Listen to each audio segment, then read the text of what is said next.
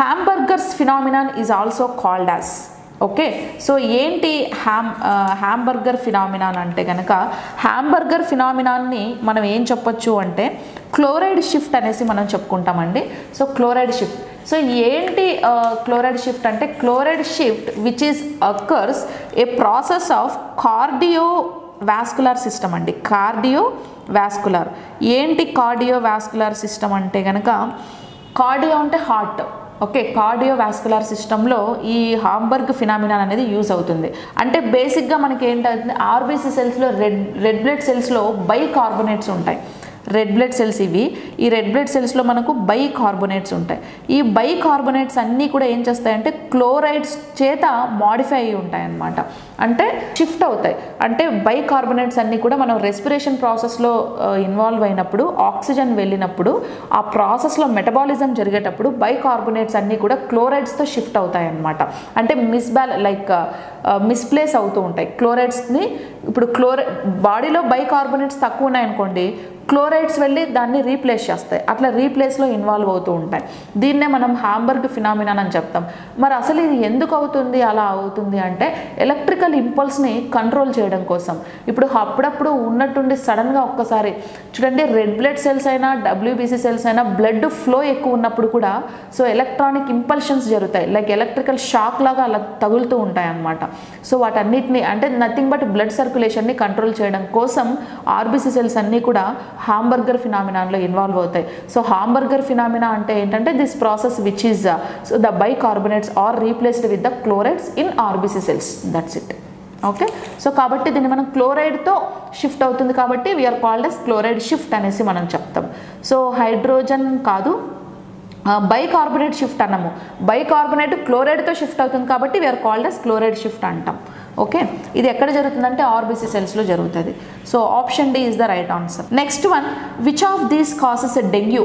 So dengue అనేది it's one kind of fever, that means it's one kind of disease అని చెప్పుకుంటాం. మరి దేనివల్ల వస్తుంది? సో ఇక్కడ కూడా వెక్టార్స్ అడిగారు కదా.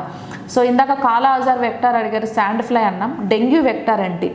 Female Aedes, male Anopheles, female anopheles.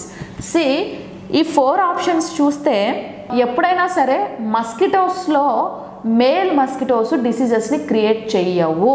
ఆ పాయింట్ గుర్తుపెట్టుకోవాలి. ఓన్లీ ఫీమేల్ మస్కిటోస్ వల్లనే డిసీజెస్ వస్తాయి. ఎందుకు అంటే మేల్ మస్కిటోస్ అన్నీ కూడా ఎక్కువగా ప్లాంట్స్ మీద సర్వైవ్ అవుతూ ఉంటాయి. ప్లాంట్స్లో వచ్చే లాటిక్స్ని, ప్లాంట్స్లో ఉన్న న్యూట్రిషన్స్ని తీసుకొని సర్వైవ్ అవుతూ ఉంటాయి. ఈ ఫీమేల్స్ మాత్రమే జంతువుల మీద పడి రక్తం తాగి బతుకుతూ ఉంటాయి అన్నమాట, ఓన్లీ ఫీమేల్స్. కాబట్టి males they do not involved in the so diseases కాసింగ్లో ఇన్వాల్వ్ కావు. కాబట్టి directly we can eliminate male Aedes, male Anopheles అన్నారు కదా. ఫస్ట్ ఈ రెండింటిని ఎలిమినేట్ చేసేయండి, ఎందుకంటే మేల్స్ వల్ల డిసీజ్ రాదని చెప్పా. ఇంకా పోతే ఫీమేల్ ఆడిస్, ఫీమేల్ అనాఫిలిస్ అన్నాం. మీకు ఫీమేల్ అనాఫిలిస్, ఆడ అనాఫిలిస్ దోమ వల్ల మలేరియా వస్తుంది అని ఒక 10th క్లాస్ నుంచి చదువుతూనే ఉన్నాం. మలేరియా వచ్చింది, దీనివల్ల మలేరియా వచ్చిందంట ఫీమేల్ అనాఫిలిస్ వల్ల. కాబట్టి డెంగ్యూ రాదు, ఇది కూడా రాంగ్ ఆన్సర్. ఇకపోతే female Aedes mosquito, yes. So because of this only female Aedes వల్ల మాత్రమే డెంగ్యూ ఫీవర్ వస్తుంది. బేసిక్గా డెంగ్యూ అనేది మనకు దేనివల్ల వస్తుంది అంటే ఫ్లావీ వైరస్ వల్ల డెంగ్యూ వస్తుంది. ఆ ఫ్లావీ వైరస్ని ఒకరి నుంచి ఒకరికి ట్రాన్స్ఫర్ చేసేది ఏదంటే ఫీమేల్ ఆడిస్ అనమాట. అంటే ఆడదోమ, ఆడిస్ అనే ఆడదోమ అనమాట. ఓకే, ఇట్లా ఉంటుంది దోమ. సో కాబట్టి option A is the right answer. What is full form of BOD? So BOD అంటే ఏంటంటే biological oxygen demand. BOD means biological oxygen demand. So that means C is the right answer. Biological oxygen demand antam danni. So enti biological oxygen demand ante, for example water system lo re water or sea water or lake water, whatever it may be, water లో మనకు oxygen dissolve అయి ఉంటుందని మనందరికీ తెలిసిన point అది. So ఎన్విరాన్మెంట్లో 21% of oxygen ఉంటే వాటర్లో 10% of oxygen dissolve అయి ఉంటుంది కదా, ఆక్సిజన్ ఉంటుంది. ప్లస్ ఆర్గానిక్ కాంపోనెంట్స్ కూడా ఉంటాయి వాటర్లో, ప్లస్ మైక్రో ఆర్గానిజమ్స్ కూడా ఉంటాయి. ఈ పాయింట్ అయితే గుర్తుపెట్టుకోండి. మరి ఏంటి బయలాజికల్ ఆక్సిజన్ డిమాండ్ అంటే, సో వాటర్లో ఉన్న ఇంప్యూరిటీస్ అన్నీ కూడా అంటే organic compounds. What is mean by organic compounds అండి? ఇప్పుడు human being is also made up of different kind of organic compounds. మనం చచ్చిపోయిన తర్వాత మన బాడీ మొత్తం డికంపోజిషన్ అయిపోతే మన బాడీలో ఉన్న మైక్రో ఆర్గానిజమ్స్ అన్నీ ఎర్త్లో కలిసిపోతాయి. ఓకే, ఏదో పూడ్చిపెట్టేసినా కూడా చనిపోయిన తర్వాత ఆ బాడీని పూడ్చేస్తే అది ఎట్లా డికంపోజ్ అవుతుంది అనుకుంటున్నారు మీరు? లోపలుండి, లేదా బాడీని తీసుకెళ్ళి బయట పడేసినా కొన్ని రోజుల తర్వాత డికంపోజ్ అవుతుంది. ఎట్లా అవుతుంది? దానంత కదా ఏం అవ్వదు. Because of micro organisms. Micro organisms అంటే బ్యాక్టీరియాస్ ఉంటాయి కదా, ఈ బ్యాక్టీరియాస్ అన్నీ కూడా ఆ డెడ్ బాడీ మీద ఫామ్ అయిపోతాయి. డెడ్ బాడీ మీద ఫామ్ అయిపోయి ఏం చేస్తుంది? ఆ కాంపౌండ్స్ని మొత్తం డికంపోజ్ చేసేస్తుంది. డికంపోజ్ అంటే స్కిన్ మొత్తం అదంతా డికంపోజ్ చేసేసి ఆ కాంపౌండ్స్ అన్నిటిని కూడా ఎర్త్లో కలిపేస్తుంది అనమాట. దానికి ఫుడ్ తింటూ ఉంటుంది, దానికి కావాల్సిన ఫుడ్ అది తింటూ ఉంటుంది, మిగిలిపోయిన ఫుడ్ మొత్తం కూడా ఎర్త్లో కలిపేస్తుంది. అట్లా డికంపోజ్ అవుతాయి. అందుకే మనం బ్యాక్టీరియాస్ని ఏం చెప్తాం? 90% బ్యాక్టీరియాస్ యూస్ఫుల్ అని చెప్తాం. ఎన్విరాన్మెంట్ని క్లీన్ చేస్తున్నాయని చెప్తాం, సాయిల్ని ఫర్టిలైజ్ చేస్తున్నాయని చెప్తాం. ఇవన్నీ ఎందుకు చెప్తున్నామంటే because of they can involve in decomposition process కదా. మరి సముద్రంలో కూడా డిఫరెంట్ కైండ్ ఆఫ్ అనిమల్స్ ఉంటాయి, అవి కూడా చచ్చిపోతూ ఉంటాయి. ప్లాంట్స్ ఉంటాయి, ఆ ప్లాంట్స్ కూడా చచ్చిపోతాయి, అది కూడా ఆర్గానిజమే. ఈ మైక్రో ఆర్గానిజమ్స్ అన్నీ ఏం చేస్తాయంటే వాటి మీద చేరి మొత్తం డికంపోజ్ చేసేస్తాయి అన్నమాట ఆర్గానిక్ కాంపౌండ్స్ని. సో డికంపోజ్ చేసినప్పుడు ఆటోమేటికలీ ఆక్సిజన్ పర్సంటేజ్ పెరుగుతుంది కదా. ఇప్పుడు ఆక్సిజన్ లేదు అంటే నథింగ్ బట్ అది పొల్యూట్ అయిందని దాని అర్థం. పొల్యూట్ ఎలా అవుతుంది? డిఫరెంట్ కైండ్ ఆఫ్ థింగ్స్ వల్ల పొల్యూట్ అవుతుంది ఆక్సిజన్ అంతా కూడా. ఓకే, ఎన్విరాన్మెంట్లో కలిసినప్పుడు ఇప్పుడు డెడ్ బాడీస్ బయట అలా పడేస్తే దాంట్లో నుంచి వచ్చే ఆ కుళ్ళిపోయిన ఆ స్మెల్, దానివల్ల ఆక్సిజన్ తగ్గిపోతుంది, ఎన్విరాన్మెంట్ పొల్యూట్ అయిపోతుంది. ఈ మైక్రో ఆర్గానిజమ్స్ డికంపోజ్ చేసి ఎర్త్లో కలిపేస్తే క్లీన్ అయిపోతుంది. క్లీన్ అయింది అంటే నథింగ్ బట్ ఆక్సిజన్ పర్సంటేజెస్ ఎన్విరాన్మెంట్లో ఎక్కువ ఉన్నాయని దాని అర్థం. సముద్రంలో కూడా అదే చేసేది. అవి ఏం చేస్తాయంటే సముద్రంలో వాటర్లో ఉన్న మొత్తం ఆ ప్లాంటేషన్ని, ఆర్గానిజమ్స్ని మొత్తం కూడా డికంపోజ్ చేసేసి ఆక్సిజన్ లెవెల్స్ని పెంచుతాయి, అంటే వాటర్ని క్లీన్ చేస్తాయి. సో క్లీన్ వాటర్ అనేది మనకు అక్కడ దొరుకుతుంది.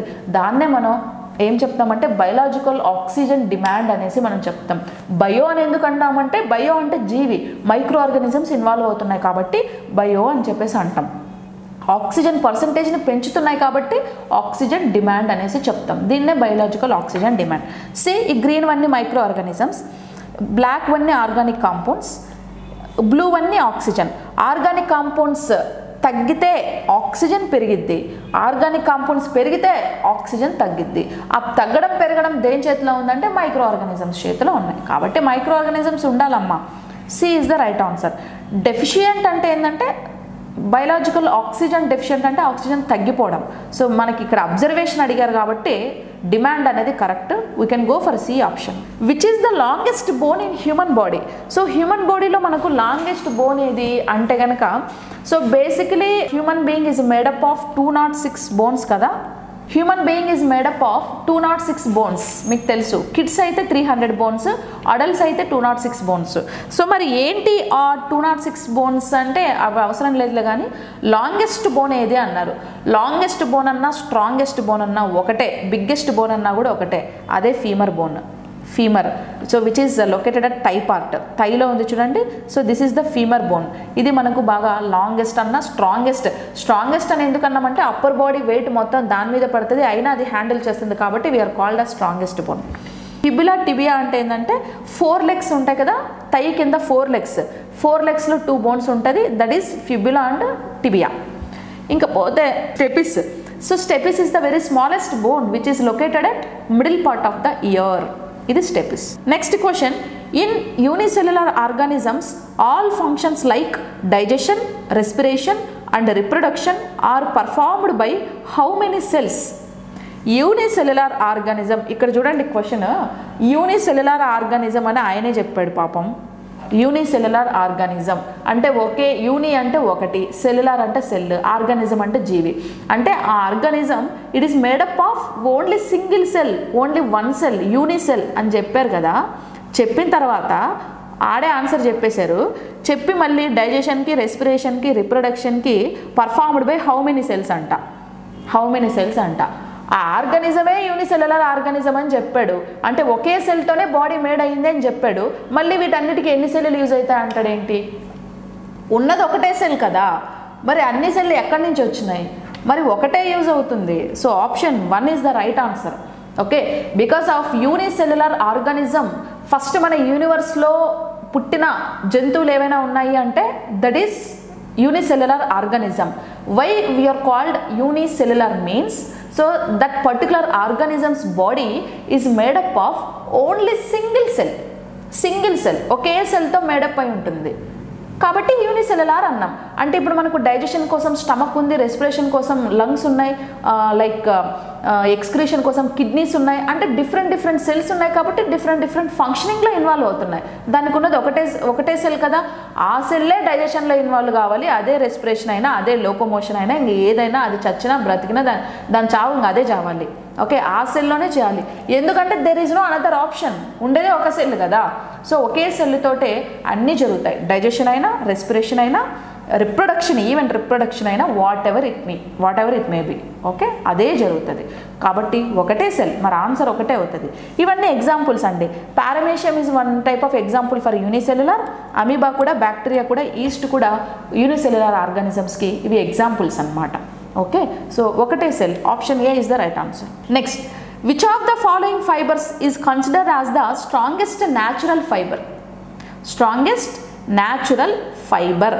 ఇప్పుడు మీరు ఇక్కడ ఏం చేయాలి అంటే న్యాచురల్ ఫైబర్ అని అండర్లైన్ చేయాలి, స్ట్రాంగెస్ట్ అనేది అండర్లైన్ చేయాలి. ఓకే, న్యాచురల్ అంటే సహజంగా లభించేది, ఫైబర్ అంటే మీకు తెలుసు పీచు పదార్థాలను మనం ఫైబర్ అంటాం, గ్రాస్ని మనం ఫైబర్ అంటాం, గ్రాస్ని. ఓకే, చూడండి, కాటన్, జూట్, వూల్, సిల్క్ అన్నాం. సో ఇవన్నీ కూడా, కాటన్ మనకి ఎక్కడి నుంచి వస్తుంది? ప్లాంట్స్ నుంచి వస్తుంది. ప్లాంట్స్ నుంచి వచ్చేది ప్రతిదీ న్యాచురలే కాబట్టి అది న్యాచురలే. జూట్ ఎక్కడి నుంచి వస్తుంది? జనపనార అంటాం. వెస్ట్ బెంగాల్ స్టేట్స్లో jute famous, golden fibre of India అని చెప్తాం దీన్ని, తెలుసు కదా. గోల్డెన్ రెవల్యూషన్ అంటే fruit development, golden fibre. Okay, golden fibre revolution అంటాం దీన్ని. వెస్ట్ బెంగాల్లో ఫేమస్, అది కూడా ప్లాంట్స్ నుంచే వస్తుంది, అది ప్లాంటే, జూట్ ప్లాంట్, అది న్యాచురలే. వూల్ అంటారు, వూల్ మనకి ఎక్కడి నుంచి వస్తుంది? జంతువుల చర్మాన్ని వూల్ అనేసి మనం చెప్పుకుంటాం. ఓకే, సో ఇది సమ్వాట్ న్యాచురల్, ఇది కూడా న్యాచురలే, డైరెక్ట్గా వస్తుంది. బట్ ప్లాంట్స్వి బాగా న్యాచురల్ కాబట్టి ఇది సమ్వాట్ మనం ఎలిమినేట్ చేసేదానికి స్కోప్ ఉంది ఇక్కడ. ఇంకా పోతే సిల్క్ అంట. సో సిల్క్ మనకు సిల్క్ వామ్స్ నుంచి వస్తాయి కదండి. సో మనకి ఇది కూడా న్యాచురలే కాబట్టి 3 న్యాచురల్సే. కానీ మనకు స్ట్రాంగెస్ట్ ఏది అంటే కనుక సిల్క్ అనేది బాగా స్ట్రాంగెస్ట్ అండి. ఓకే, మీరు కాటన్ని తీసుకొని, జూట్ని తీసుకొని, సిల్క్ని తీసుకొని కొంచెం మనం ఇట్లా తెంపడానికి ట్రై చేస్తే సిల్క్ అనేది సమ్వాట్ డిఫికల్ట్ అనిపిస్తుంది. సిల్క్ వామ్స్ నుంచి వస్తాయి అన్నమాట ఇవి. కాబట్టి silk is the very strongest natural fibre. So compare to cotton, jute, wool అంటే షీప్ నుంచి, గొర్రెల చర్మాల నుంచి వచ్చేవి మనకు వూల్ అని చెప్పుకుంటాం. ఓకే, సో చలికాలంలో ఈ వూల్ని ఎక్కువగా యూజ్ చేస్తారు అనమాట, మందంగా ఉంటుంది బాగా. ఈ జూట్ని ఇంకా తివాచీలు, డోర్ మ్యాట్స్, కర్టన్స్ యూజ్ చేయడానికి చేస్తూ ఉంటారు. కాటన్ క్లోత్స్ అవన్నీ ప్రిపేర్ చేస్తారు. So D is the right answer. Next, root cap is derived from. Root cap అంట. రూట్ అంటే ఏంటి? రూట్ అంటే రూట్స్, ప్లాంట్స్లో ఉన్న రూట్స్ అన్నమాట. ఓకే, సో మనకు కూడా హెడ్లో రూట్స్ ఉంటాయి, హెయిర్ రూట్స్, అది కాదు ఇక్కడ.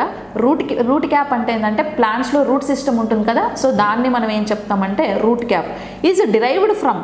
అంటే రూట్ క్యాప్ అనేది దేనివల్ల డిరైవ్ అయ్యింది, దేనివల్ల వచ్చింది, ఏ సెల్స్ వల్ల వచ్చింది? So option dermatogen, calyptrogen, protoderm, histogen, 4 options ఇచ్చారు. ఇక్కడ చూడండి, ఫస్ట్ ఆప్షన్లో డెర్మా అంటారు కదా. Derma, what is mean by derma? Dermatology అంటే it's one kind of skin related.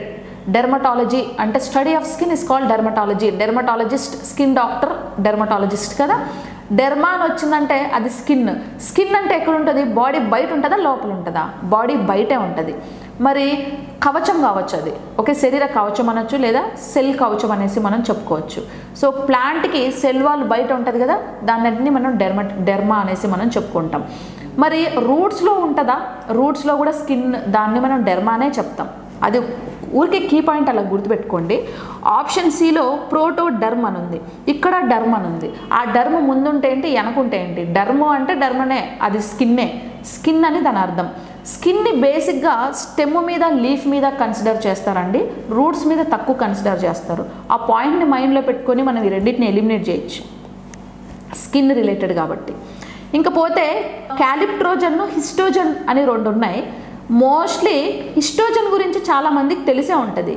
ఈ హిస్టోజన్ అనేది one kind of hair treatment అండి, హెయిర్ ట్రీట్మెంట్ అది మీరు తెలిసే ఉంటారు. ఎవరన్నా బోల్ హెడ్ వచ్చిన వాళ్ళు, జుట్టు ఊడిపోయిన వాళ్ళు డాక్టర్ దగ్గరికి పోతే ఈ హిస్టోజన్ అనే ట్రీట్మెంట్ చేసి ఆ రూట్స్లో నుంచి హెయిర్ని తెప్పిస్తారనమాట. అంటే లైక్ మనకి, జంతువులకి, ఓకే, మనుషులకి. సో దాన్ని మనం హిస్టోజన్ అంటూ ఉంటాం. ఓకే, సో దానికి మీనింగ్ తెలిసి ఉంటే ఫస్ట్ దీన్ని ఎలిమినేట్ చేస్తారు అందరూ. ఓకే, కాబట్టి అదైతే కాదు. ఇకపోతే సెకండ్ది మనకు క్యాలిప్ట్రోజన్ ఉంది కదా, క్యాలిప్ట్రోజన్ మేబీ అయి ఉండొచ్చు. ఎందుకంటే ఈ మూడింటిని ఏదో కొంచెం లాజిక్ అప్లై చేసి ఎలిమినేట్ చేసినాం మనం. ఇక్కడ డెర్మటోజన్ని, ప్రోటోడర్మ్ని ఏదో డర్మ్ అని ఉంది కాబట్టి అదేదో స్కిన్ రిలేటెడ్ కాబట్టి రూట్స్ దగ్గర స్కిన్ ఏమో చెప్పకపోవచ్చులే అని కొంచెం ఎలిమినేట్ చేయొచ్చు. ఈ హిస్టోజన్ అదొక సర్జరీ లైక్ ట్రీట్మెంట్ అనమాట, దాన్ని కూడా ఎలిమినేట్ చేసినాం. ఇక క్యాలిప్ట్రోజన్ అనేది మిగిలింది, మేబీ అది రైట్ కావచ్చులే అని టిక్ చేసినాం అనుకోండి. ఓకే, ఏంటి క్యాలిప్ట్రోజన్ అంటే ఇక్కడ చూడండి. So come across to this diagram, ఇది రూట్ అపికల్ మెరిస్టమ్ అండి, ఇది రూట్ సిస్టమ్ అనేది.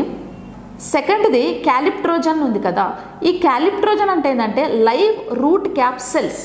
లైవ్ రూట్ క్యాప్సెల్స్ బేసిక్గా మనకు ప్లాంట్స్లో అన్ని రూట్స్ ఉంటాయి. ఈ రూట్స్లో మళ్ళీ రూట్ క్యాప్స్ ఉంటాయి, రూట్ క్యాప్స్. ఈ రూట్ క్యాప్స్ ఏం చేస్తాయంటే ఎర్త్లో ఉన్న నైట్రోజన్ని, నాట్ ఓన్లీ నైట్రోజన్, న్యూట్రిషన్స్ని పుల్ చేసుకోవడానికి, వాటర్ని పుల్ చేయడానికి, అబ్జార్బ్ చేయడానికి ఈ రూట్ క్యాప్స్ అనేవి బాగా ఇన్వాల్వ్ అవుతూ ఉంటాయి. ఈ రూట్ క్యాప్స్ దేనివల్ల వస్తుందంటే, so number of live root caps సెల్స్ని కలిపి మనం ఏం చెప్తామంటే క్యాలిప్ట్రోజన్ అనేసి చెప్తాం. Okay, number of root cap cells, root cap లోపల సెల్స్ ఉంటాయి. ఇప్పుడు each and every organ is made by number of cells కదా, ఆ సెల్స్ రూట్ క్యాప్ కూడా ఎలా వచ్చిందంటే నంబర్ ఆఫ్ సెల్స్ వల్ల రూట్ క్యాప్ అనేది ఫామ్ అయింది. దాన్నే మనం క్యాలిప్ట్రోజన్ అంటున్నాం అంతే, ఏం లేదు. క్యాలిప్ట్రోజన్ అన్నా కూడా నథింగ్ బట్ అది రూట్ క్యాపే, బట్ అది దేంతో డిరైవ్ అయి ఉంటుంది అంటే క్యాలిప్ట్రోజన్. క్యాలిప్ట్రోజన్ అంటే గ్రూప్ ఆఫ్ సెల్ అని అర్థం. ఓకే, గ్రూప్ ఆఫ్ సెల్, ఆ గ్రూప్ ఆఫ్ సెల్కి ఒక పేరు పెట్టారు, దాన్నే మనం రూట్ క్యాప్ అంటాం, రూట్ క్యాప్ అని చెప్తాం. సో అదనమాట ఇక్కడ ఉంటుంది. సో దీని తర్వాత థర్డ్ వచ్చేసి రూట్ క్యాప్. ఓకే, ఈ సెల్స్ అన్ని కలిపి మనం రూట్ క్యాప్ అంటున్నాం కాబట్టి దీన్ని మనం రూట్ క్యాప్ అంటాం. ఫస్ట్ రూట్ క్యాప్ అబ్జర్వ్ చేయాలి న్యూట్రిషన్స్ని, ఆ రూట్ క్యాప్ మళ్ళీ క్యాలిప్ట్రోజన్ సెల్స్కి ఇస్తే ఆ క్యాలిప్ట్రోజన్ సెల్స్ అన్నీ కూడా మళ్ళీ పైకి లాక్కొని ప్లాంట్కి ఇవ్వాలన్నమాట. ఓకే, ఇది మనకు రూట్స్లో ఉంటుంది కాబట్టి option B is the right answer. Morphology of chromosomes can be best studied at chromosomes. Morphology of chromosomes can be best studied at ఎక్కడ అంటే, మార్ఫాలజీ అంటే it's one kind of chromosomes formation plus combination అనమాట. Combination of chromosomes can be best studied of. So interphase బేసిక్గా chromosomes ఇవన్నీ కూడా cell డివిజన్లో జరుగుతాయి. ఇప్పుడు ఒక పేరెంట్ సెల్ 2 ఐడెంటికల్ సెల్స్నో లేదా చైల్డ్ సెల్స్నో ప్రొడ్యూస్ చేసింది అనుకుందాం, దాన్నే మనం డాటర్ సెల్స్ అంటాం కదా. Parent cell will be involved in the division purpose, it will be releases 2 daughter cells. 2 daughter సెల్స్ని రిలీజ్ చేసింది. ఈ 2 డాటర్ సెల్స్లో ఇప్పుడు పేరెంట్ సెల్లో న్యూక్లియస్ ఉంటుంది, డిఎన్ఏ ఉంటుంది, రైబోజోమ్స్ ఉంటాయి, మైటోకాండ్రియా ఉంటుంది, కాంపోనెంట్స్ అన్నీ ఉంటాయి. మరి వీటికి వద్దా కాంపోనెంట్స్? వీటికి కూడా కావాలి కదా డిఎన్ఏస్. ఆ డిఎన్ఏస్ ఎట్లా షేర్ చేస్తుంది ఈ రెండిటికి అనేది సెల్ డివిజన్ మీద డిపెండ్ అయి ఉంటుంది. సో మనము సెల్ బయాలజీ కాన్సెప్ట్ కన్నా వినుంటే మీకు ఐడియా ఉంటుంది ఈజీగా. సో చూడండి, సెల్స్ డివిజన్ మనకు 2 ఫేజెస్లో జరుగుతాయి, 2 డివిజన్లో జరుగుతాయి. Mitotic division and meiosis division, సమ విభజన, క్షయకరణ విభజన అనేసి చెప్పుకుంటాం.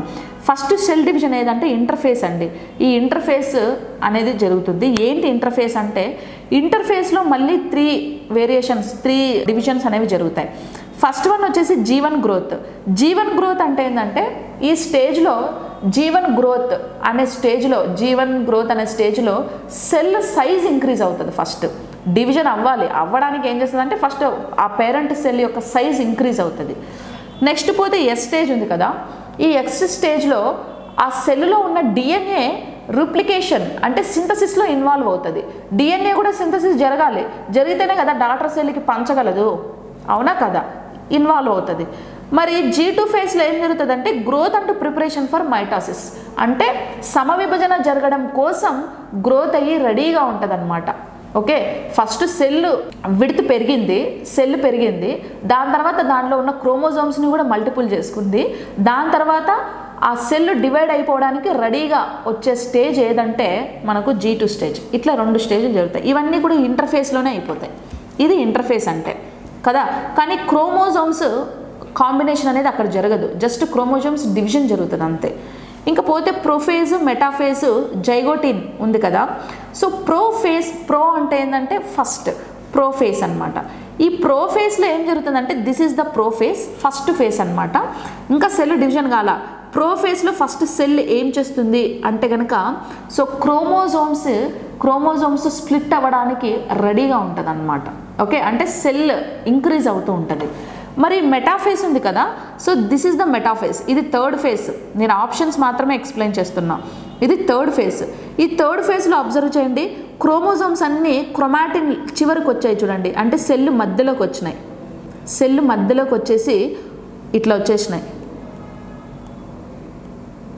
ఇవన్నీ క్రొమాటిన్స్, మధ్యలో ఇట్లా క్రోమోజోమ్స్. ఎక్స్ అని ఎందుకు పెట్టున్నానంటే ఈ ఎక్స్ అంటే ఇది, అంటే 1 పెయిర్ ఉంటుంది. క్రోమోజోమ్స్ ఎప్పుడు కూడా సింగిల్గా ఉండవు. సెక్షువల్ క్రోమోజోమ్స్ మాత్రమే సింగిల్గా ఉంటాయి, రిమైనింగ్ అన్ని క్రోమోజోమ్స్ 1 పెయిర్ ఉంటుంది అనమాట. ఓకే, 1 పెయిర్లో ఉంటుంది కాబట్టి ఇలా పెట్టాను. ఈ క్రోమోజోమ్స్ మొత్తం ఏం చేస్తుందంటే సెల్ మధ్యలోకి వచ్చేస్తాయి. ఈ సెల్ మధ్యలో డివిజన్ జరిగినప్పుడు ఇటు సింగిల్ హెలిక్స్ క్రోమోజోమ్స్, అటు సింగిల్ హెలిక్స్ క్రోమోజోమ్స్ అనేవి డివైడ్ అయిపోతాయి. ఆ స్టేజ్నే మనం మెటాఫేజ్ అంటాం. దీన్నే మార్ఫాలజీ ఆఫ్ క్రోమోజోమ్స్ అంటాం, అంటే పెయిరింగ్ అనుకోండి. సో పెయిరింగ్, క్రోమోజోమ్స్ అన్ని సెల్ మధ్యలోకి వచ్చేసి పెయిరింగ్లో ఉండడాన్ని మనం మార్ఫాలజీ ఆఫ్ క్రోమోజోమ్స్ అంటాం. So option C is the right answer. లాస్ట్ది మళ్ళీ జైగోటిన్ ఉంది కదా. జైగోటిన్ అంటే ఏంటంటే జైగోట్ డివిజన్ జరగడాన్ని జైగోటిన్ అంటాం. So this is not related to chromosomes కాబట్టి దాన్ని ఎలిమినేట్ చేస్తాం. ఓకే, మెటాఫేజ్లో క్రోమోజోమ్స్ అన్నీ కూడా పెయిరింగ్ లాగా పెయిర్ అవుతాయి అన్నమాట. సో దాన్నే మనం మార్ఫాలజీ ఆఫ్ క్రోమోజోమ్స్ అంటాం. Option C is the right answer. Next, what is commonly known as white plague? White plague అని దేన్ని అంటాం? దేన్ని అంటానంటే ట్యూబర్క్యులోసిస్ని అంటాం.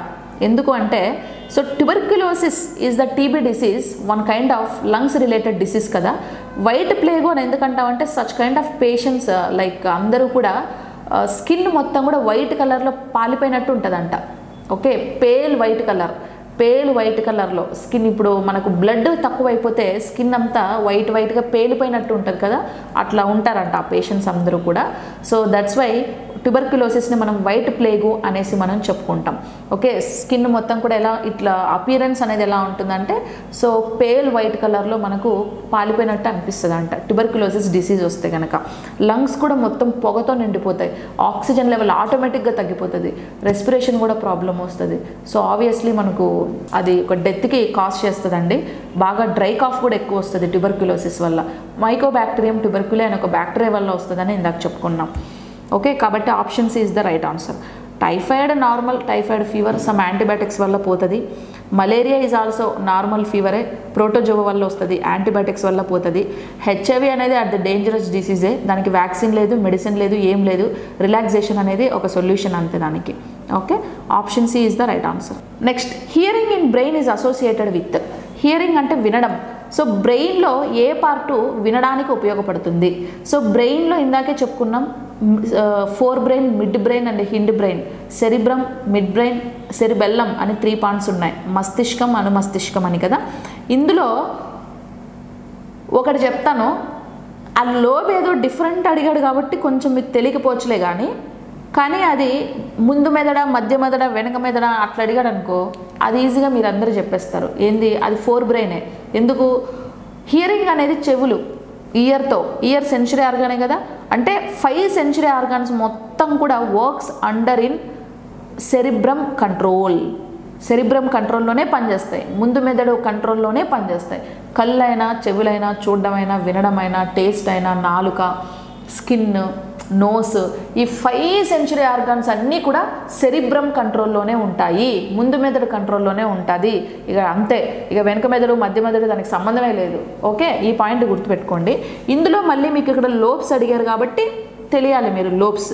సో మనకి 4 కైండ్ ఆఫ్ లోబ్స్ ఉన్నాయి చూడండి. ఇక్కడ 1 2 3 4 కలర్స్ ఉన్నాయి కదా.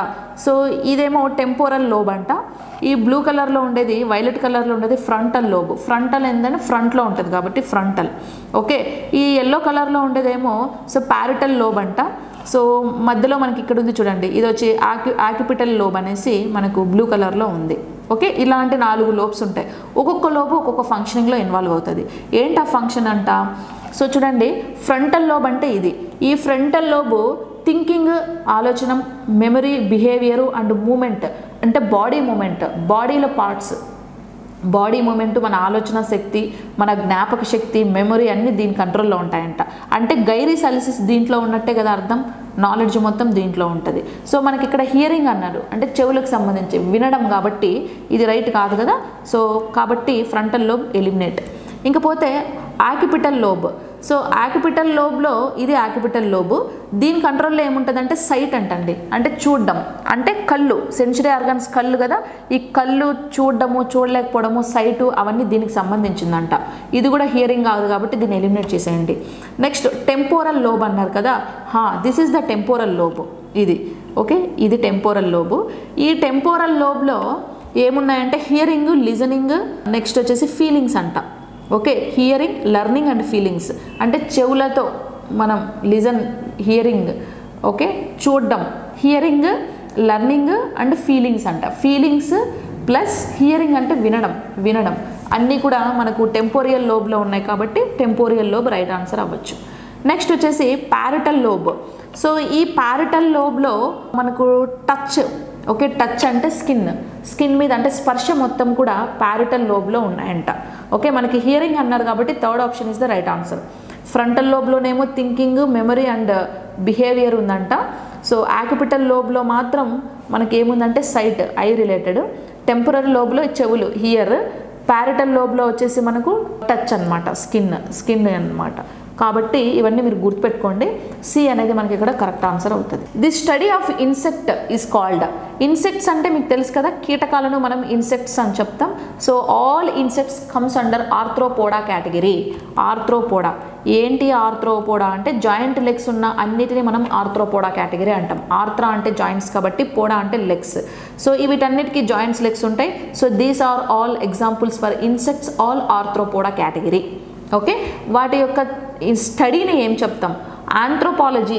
సో ఆంథ్రోపాలజీ అంటే it's like evaluation of human beings అండి. అంటే మానవుడు, హ్యూమన్ బీయింగ్స్ యొక్క పరిణామాన్ని ఎవాల్యుయేషన్ అంటాం. సో దాన్నే ఆంథ్రోపాలజీ అంటాం. ఇప్పుడు మానవుడు ఒకప్పుడు ఇట్లా ఉండేవాడు, 4 కాళ్ళతో నడిచేటోడు, చేతులతో కూడా. ఓకే, బ్యాక్ బోన్ కూడా ఒక జంతువులాగా ఉండేది. దాని తర్వాత ఎవాల్యుయేషన్, డెవలప్ అయ్యాడు, బ్యాక్ బోన్ అనేది స్ట్రైట్గా వచ్చింది.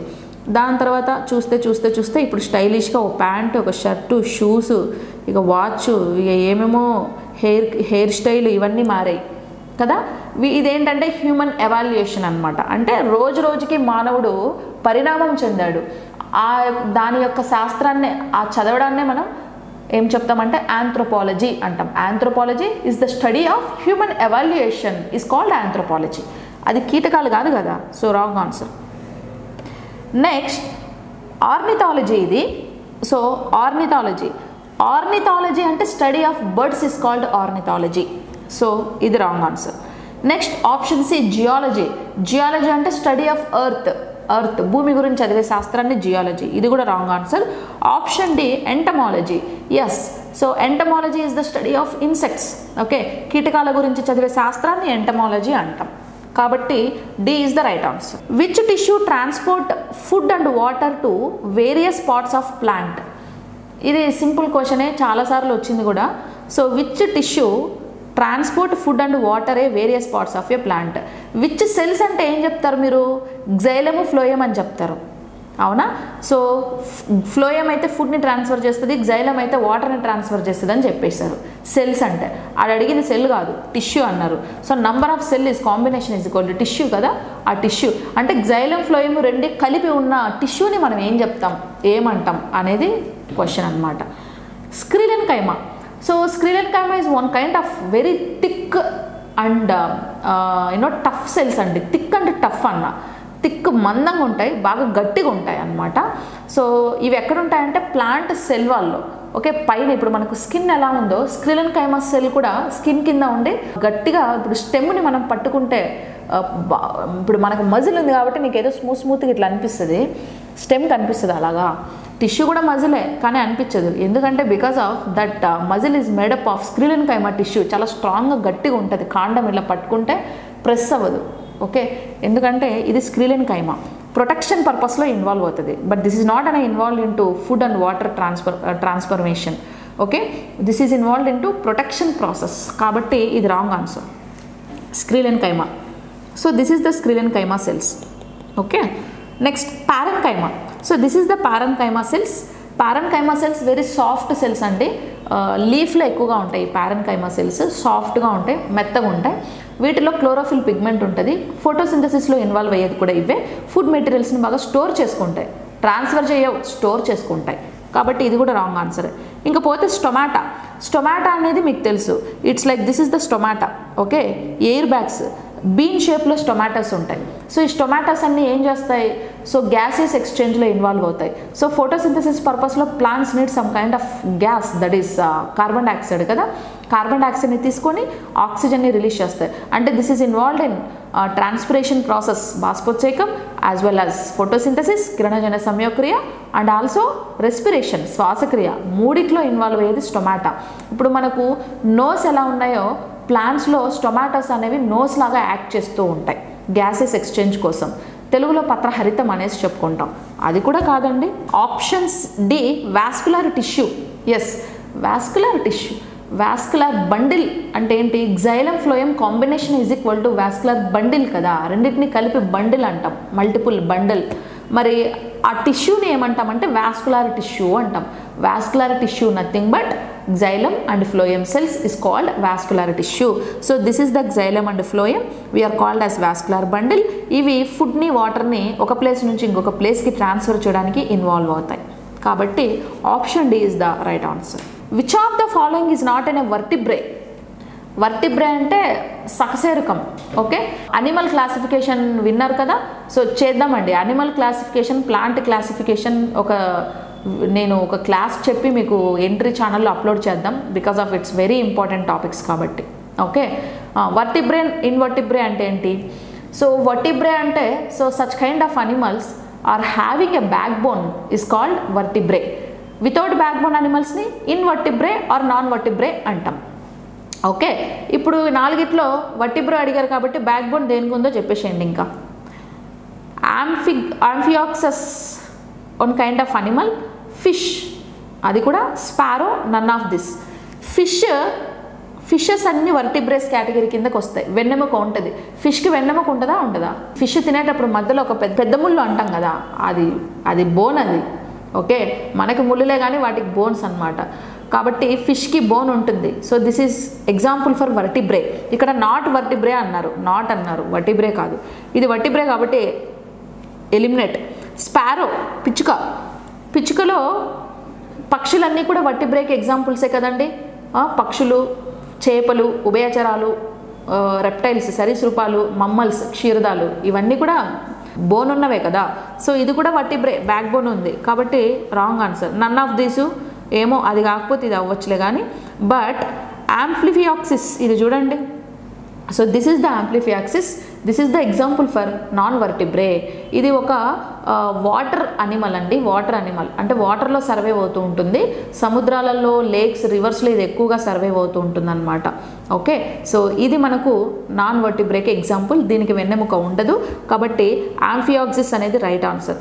సో నేను ఎగ్జాంపుల్స్ చెప్తాను, ఏవి వర్టిబ్రేస్, ఏవి నాన్ వర్టిబ్రేస్, ఆ ఫ్యామిలీస్, ఫైలమ్స్ ప్లస్ కేటగిరీస్ అన్నీ కూడా తెలుసుంటే ఇట్లాంటి క్వశ్చన్స్కి ఈజీగా ఆన్సర్ అవుతుంది.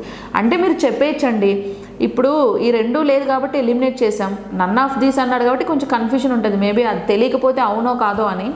బట్ చూడాలి, ఎగ్జాంపుల్స్ చదవాలి. Okay, next which of these is a vascular plant. ఇందాకే చెప్పా, వాస్కులర్ టిష్యూ అని వేటిని అంటాం, జైలం ఫ్లోయంని were called as vascular tissue. ఆ రెండింటిని కలిపి వాస్కులర్ బండిల్స్ అంటాం. ఎస్, జైలం ఫ్లోయం అనేది అన్ని ప్లాంట్స్లో ఉండవు, ఓన్లీ ఫ్లవరింగ్ ప్లాంట్స్లో ఉంటుంది.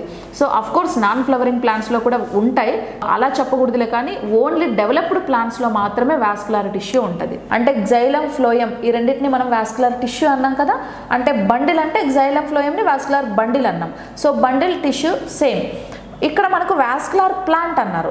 సో వాస్కులర్ అంటే ఏంటంటే మీరు ఇంకా బ్లైండ్గా గుర్తుపెట్టుకోవాలి, జైలం ఫ్లోయం సెల్స్ని మనం వాస్కులర్ అనే వర్డ్తో డినామినేట్ చేస్తాం. సో ఈ జైలం ఫ్లోయం అనే సెల్స్ ఎందుకు ఫుడ్ని ట్రాన్స్ఫర్ చేయడానికి, వాటర్ని ట్రాన్స్ఫర్ చేయడానికి కదమ్మా. సో ఇవన్నీ కూడా వెల్ డెవలప్డ్ ప్లాంట్స్లోనే ఉంటాయండి, అంటే డెవలప్డ్ ప్లాంట్స్లో ఉంటుంది. సో ఇప్పుడు ఫర్ ఎగ్జాంపుల్ సమ్ గడ్డి జాతి మొక్కలు ఉన్నాయి, లైక్ థాలోఫైట్స్, బ్రయోఫైట్స్.